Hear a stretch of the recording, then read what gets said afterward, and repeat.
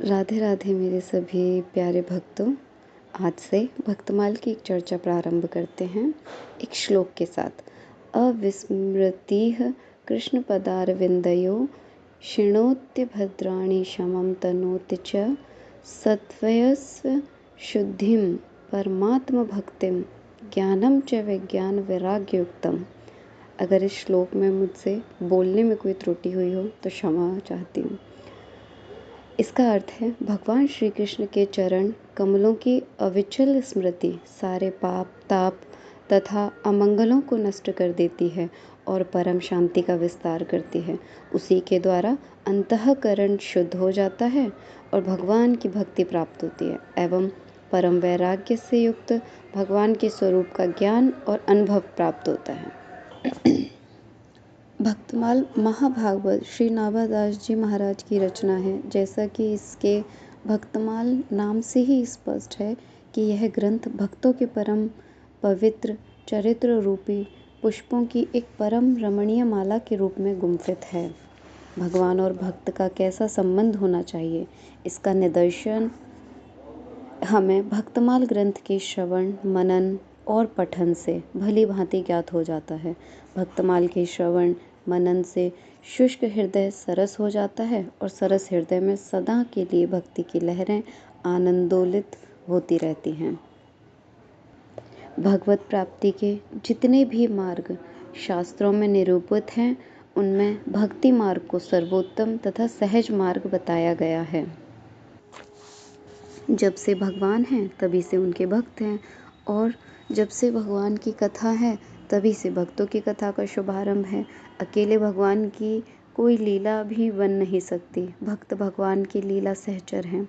इस प्रकार यह सिद्ध है कि जिस प्रकार भगवान और उनकी कथा अनादि है, उसी प्रकार भक्त और उनकी कथा भी अनादि है।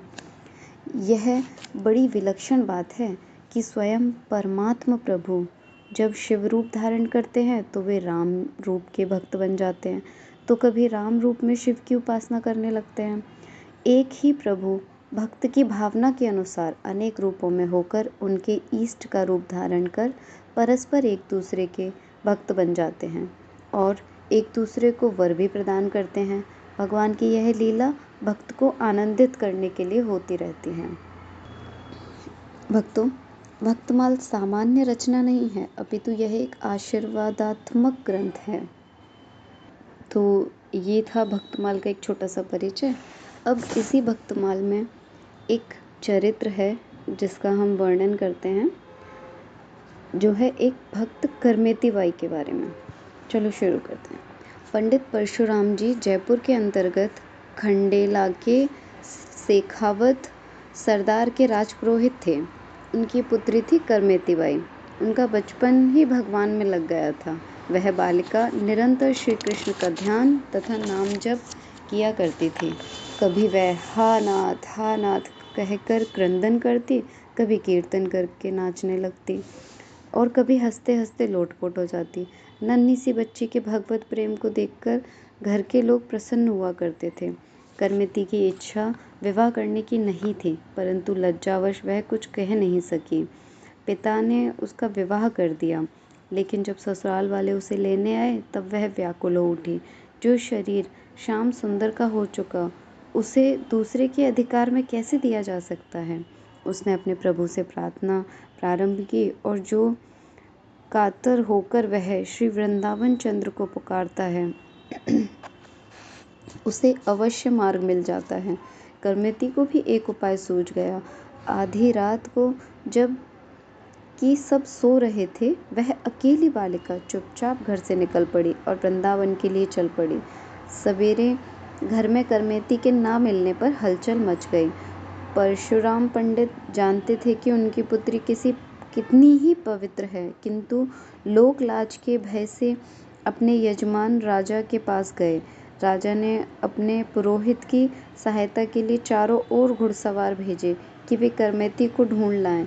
करमेती दौड़ी चली जा रही थी। रात्रि भर में वह कितनी दूर निकल आती, सो उसे पता ही नहीं। सवेरे घर पर भी वह सवेरा होने पर भी वह भागी जा रही थी कि उसने घोड़ों की टाप का शब्द सुना। उसे डर लगा कि घुड़सवार उसे ही पकड़ने आ रहे हैं। आसपास ना कोई वृक्ष था, ना कोई दूसरा छिपने का स्थान, किंतु एक ऊंट मरा पड़ा था और रात्रि में श्रृंगालों ने उसे पेट का भाग खा लिया था। करमेती की दृष्टि ऊंट के पेट में बनी कंदरा पर गई। इस समय वह सांसारिक विषयों की भयंकर दुर्गंध से भाग रही थी। मरे ऊंट के शरीर से निकलने वाली गंध उसे विषयों की दुर्गंध के सामने तुच्छ ही जान पड़ रही थी। भागकर वह ऊंट के पेट में छिप गई। घुड़सवार पास आए तो दुर्गंध के मारे उन्होंने उस ऊंट की ओर देखा तक नहीं। वहां से शीघ्रतापूर्वक वे आगे बढ़ गए और अंत में हताश होकर लौट गए। माता पिता आदि भी पुत्री के संबंध में निराश हो गए। जिसकी कृपा से विष अमृत हो जाता है, अग्नि शीतल हो जाती है, उसी की कृपा वर्षा करमेती पर हो रही थी। ऊंट के शरीर में वह भूखी प्यासी 3 दिन तक छुपी रही। उस सड़े ऊंट के शरीर की गंध उसके लिए सुगंध में बदल गई। चौथे दिन वह वहां से निकली। मार्ग उसका जाना हुआ नहीं था, किंतु जो सबका एकमात्र मार्गदर्शक है, उसकी ओर जाने वाले को मार्ग नहीं ढूंढना पड़ता, मार्ग ही उसे ढूंढ लेता है। करमेती को साथ मिल गया और वह वृंदावन पहुंच गई। वहां पहुंचकर मानो वह आनंद के समुद्र में मग्न हो गई। जब परशुराम पंडित को अपनी पुत्री का कहीं पता न लगा तो वे वृंदावन आए। लेकिन भला वृंदावन में करमेती को जानना पहचानता कौन था कि पता लगता। एक दिन वृक्ष पर चढ़कर परशुराम पंडित इधर उधर देख रहे थे। ब्रह्म कुंड पर उन्हें एक बैरागिनी दिखाई पड़ी। वहां जाने पर उन्होंने देखा कि साधु वेश में करमेती ध्यान मग्न बैठी हैं। पुत्री की दीनहीन बाहरी दशा देखकर पिता को शोक तो हुआ, परंतु उसके भगवत प्रेम को देखकर वे अपने को धन्य मानने लगे। कई घंटे बैठे रहने पर भी जब करमेती का ध्यान भंग नहीं हुआ, तब पिता ने उसे हिला डुलाकर जगाया। वे उसे घर चलकर भजन करने का आग्रह करने लगे। करमेती ने कहा, पिताजी, यहाँ आकर भी कोई लौटा है क्या कभी? मैं तो ब्रजराज कुमार के प्रेम में डूबकर मर चुकी हूँ।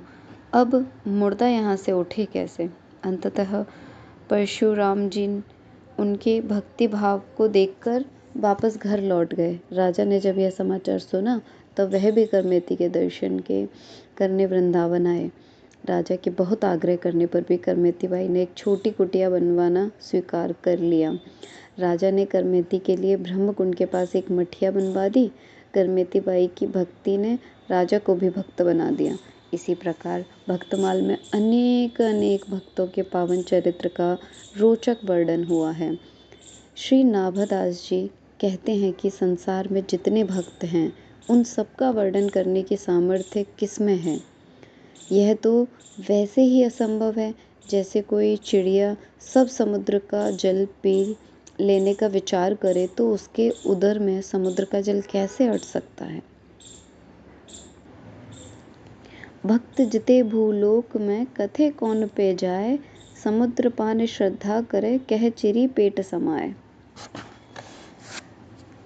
नाभादास जी कहते हैं, जिस प्रकार वृक्ष की जड़ सींचने से उसकी शाखा पत्ते सब अंग प्रत्यंग पुष्ट हो जाते हैं, उसी प्रकार इस भक्तमाल में वर्णित आचार्यों एवं भक्तों के वर्णन से दूसरे भक्तों जिनका इसमें वर्णन नहीं है की भक्ति एवं महिमा को भी समझकर संतोष करना चाहिए।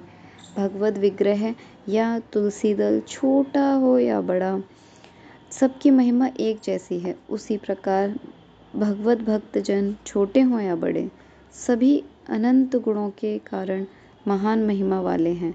भक्तमाल में यदि किसी का वर्णन पहले हो गया हो, किसी का बाद में, तो यह अपराध क्षम्य है।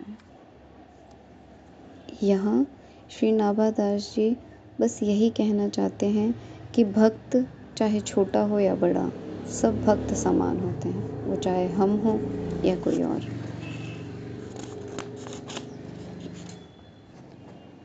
आज के लिए इतना ही। बाकी सभी भक्तों की कृपा हम सब पर बनी रहे। राधे राधे।